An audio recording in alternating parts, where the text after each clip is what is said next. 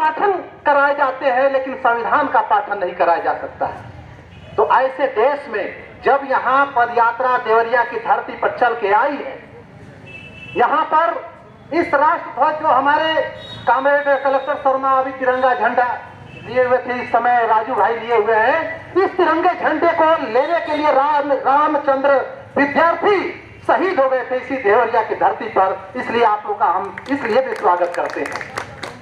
यह जो देश की धरती पर 13 महीने तक किसानों ने आंदोलन किया और प्रधानमंत्री कहा कि हम समझा नहीं पाए। थार गाड़ी से केंद्रीय गृह मंत्री राज्य मंत्री का लड़का 7 किसानों को कुचल दिया गया और आज तक पदासीन है। प्याज जो 75 रुपया किलो इस देवरिया में मिल रहा है, उसी प्याज का दाम के लिए मंदसौर मध्य प्रदेश में जब किसान कहे कि हमारा एमएसपी दे दो तो 7 किसानों को गोली छुड़वा दिया गया। ये कौन सा लोकतंत्र है? हमारे देश में आजादी का 75 साल का अमृत महोत्सव मनाया जा रहा है। यह कैसा अमृत महोत्सव है? जब आप बजट पेश करते हैं तो उसमें अभी नेताजी संजय सिंह बता रहे थे, किसानों की लागत लगातार बढ़ती जा रही है और किसान लगातार आत्महत्या भी करते जा रहे हैं। आपने जो वादा किया था कि 1.5 गुना स्वामीनाथन रिपोर्ट के हिसाब से किसानों का आय दोगुना कर देंगे और C2 प्लस 50% के हिसाब से लागत देंगे, लेकिन खाद, बीज, उर्वरक, कीटनाशक, बिजली सब के सब तुम दाम बढ़ाते जा रहे हो। यह कैसे लोकतंत्र की बात हो रही है? ये संगोल स्थापित करके वो राजशाही की बात तुम कर रहे हो, जिसमें आवाज उठाने वाले पत्रकारों को भी जेलों में डाला जा रहा है। आवाज उठाने वाले विपक्षी दलों को ईडी, सीआईडी क्या किया, उनके ऊपर छापेमारी करके उनको डराए धमकाए जा रहा है। ऐसे में विपक्ष की पार्टी होने के बाद भी आप लोग पद यात्रा निकाले हैं, बहुत बड़ी बात।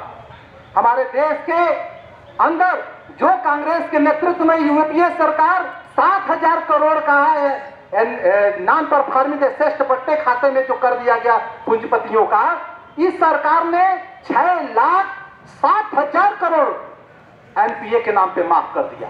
काला धन लाने वाले कहते थे कि सौगंध इस जमीन की खाते हैं, मिट्टी की खाते हैं, देश बेचने नहीं दूंगा। एयरपोर्ट का निजीकरण, रेलवे का निजीकरण, यहां तक कि ऐतिहासिक, सांस्कृतिक और जो धरोहर विरासत है उसका भी यह सौदा करने की बात कर रहे हैं।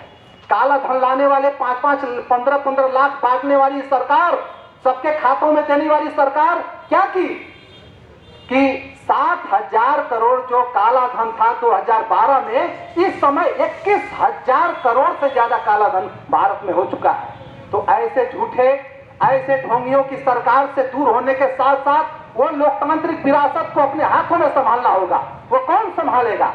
जनवादी पार्टी जैसे तमाम हजारों संगठन जो मेहनतकश मजदूरों, किसानों के दम पर चलते हैं, जो इस देश के अन्नदाता किसान हैं, जो सुई से लेकर हवाई जहाज बनाते हैं, ऐसे नौजवानों, ऐसे जो जाके कंपनी में चाहे बॉम्बे, लुधियाना या कतर में जो कमाते हैं, उनके बेटे बेटियों और माँ बाप दाताओं की विरासत है लोकतंत्र। वो सिंगोल हमारी विरासत नहीं है कि बोलने पर हाथी से कुचलवा दिया जाता था, पढ़ने तक का हमको राइट नहीं था, हमको बराबरी तक बैठने का राइट नहीं था। वो सिंगोल से हमें कोई लेना देना नहीं है, वो हमारी गुलामी का प्रतीक है। इसीलिए मैं डॉक्टर संजय जी सिंह को धन्यवाद देता हूं कि आप सिंगोल बनाम आजादी की बात करते हुए राजदंड पद यात्रा निकाले हैं और हर पार्टियों को राजदंड पद यात्रा निकालनी चाहिए कि देश में राजदंड की जरूरत नहीं है, देश में संविधान की जरूरत है, लोकतंत्र की जरूरत है। चाहे वो मजदूर की संतान हो या राष्ट्रपति की संतान हो, शिक्षा हो एक समान, इलाज हो एक समान, चाहे गरीब का बेटा हो चाहे अमीर का बेटा हो, सबको एक तरह का इलाज होना चाहिए, सबको एक तरह का शिक्षा होना चाहिए। और हमारे इस गोरखपुर में रानू सिद्धार्थ जो दलित चिंतक रहे हैं, या SR दादापुरी जो IG अधिकारी रहे हैं, रिटायर्ड हो गए हैं, और श्रवण सिंह निराला जिनको जेलों में बंद कर दिया गया है, उन्होंने सिर्फ कहा कि खेती में भी बराबरी नहीं ला सकते हो तो तेलंगाना में 3-3 एकड़ सरकार जमीन खरीद कर बांटी है, तो कम से कम 1-1 एकड़ तो जमीन दे दो। वो बराबरी की बात करने वाले लोगों को जेलों में ठूसा जा रहा है। ऐसे समय में हम 60 कस्में बोलने के साथ साथ आप लोगों का हार्दिक अभिनंदन करते हैं। हम लोग साल भर से आजमगढ़ में खिरियाबाग में एयरपोर्ट विस्तारीकरण के नाम पे आंदोलन कर रहे हैं। इस नाम पर हम लोगों को भी दमन करने के लिए तमाम छापेमारियों में घुसाया गया और दबाने की कोशिश की गई, लेकिन गरीबों की आवाज उठेगी और उठती रहेगी। इसी के साथ इंकलाब जिंदाबाद।